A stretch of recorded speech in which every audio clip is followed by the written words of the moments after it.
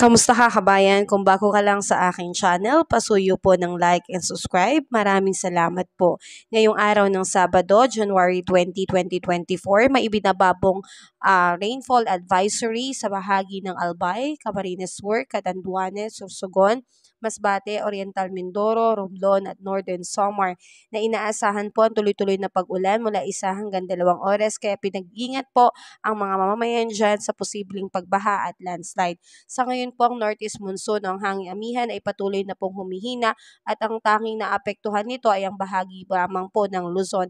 Kaya asahin po natin na malaking parte po ng ating bansa ay makakaranas na po ng maaliwalas na panahon, ngunit may tsansa pa rin po ng light rains o pag-ambon. Samantalang sa Metro Manila at sa nalalabing bahagi ng bansa ay posible pong makaranas ng biglaang pag-ulan dulot pa rin po ng hanging amihan, kaya ugaliin pa rin po ang pagdadala ng payong kung may planong lumabas ng bahay. Sa ngayon po ay humina na rin po ang shoreline, kaya mababawasan na rin po ang pag-ulan sa parte ng Mindanao.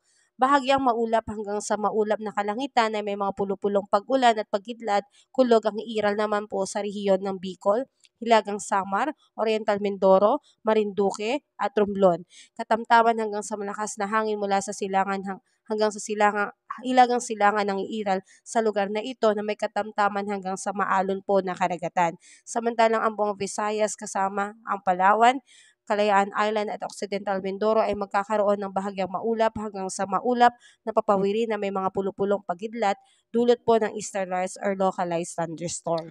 Sa ngayon kabayan ay wala pa rin tayong inaasahan na sama ng panahon na papasok sa ating bansa ngayong araw, ngunit may namataan ng 4 na active LPA sa labas ng bansa at isang bagyo na kung mapapasok man ito ay talagang magkakatotoo ang forecast ng DOST Pag-asa na may 2 bagyo na papasok bago matapos ang taon na ito. Sa ngayon ay wala muna tayong ipangamba, pero dapat lagi tayong maging updated sa ating mga ulat panahon. Kaya muli, maraming salamat kabayan at ingat ka palagi.